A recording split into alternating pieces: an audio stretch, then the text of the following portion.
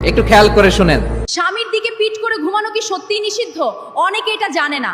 নারীদের সব সময় বলা হয় যে ঘুমানোর সময় স্বামীর দিকে পিঠ করে ঘুমিও না, কিন্তু আপনি কি কখনো ভেবেছেন কেন?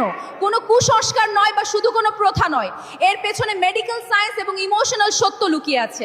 যখন স্বামী স্ত্রী একই বিছানায় মুখোমুখি হয়ে ঘুমায় বা একে অপরকে জড়িয়ে ধরে ঘুমায়, তখন শুধু ঘুমই আসে না, তখন সম্পর্কের বাঁধন আরো মজবুত হয়। মেডিকেল সায়েন্স অনুসারে জড়িয়ে ধরে ঘুমালে মস্তিষ্কে অক্সিটোসিন নামক হরমোন নিঃসরণ হয়। এই হরমোনকে ভালোবাসা এবং প্রেম মহব্বত বাড়ানোর হরমোন বলা হয়। এই হরমোন টেনশন কমায়, মনে শান্তি দেয় এবং স্বামী স্ত্রীর মাঝে না বলেও একে অপরকে অনুভব করার শক্তি দেয়। খেয়াল করে দেখবেন, আল্লাহ নারীদের শরীরটা পুরুষের তুলনায় কিছুটা শীতল করে বানিয়েছেন, আর পুরুষের শরীরে দিয়েছেন উষ্ণতা। জানেন কেন?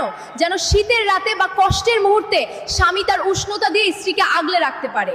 এটা শুধু দুইটি শরীরের মিলনই নয়, এটা হলো আল্লাহ পাকের কোরআনে বলা ইন্নাল্লাহ গফুরুর রহিম, অর্থাৎ তোমরা একে অপরের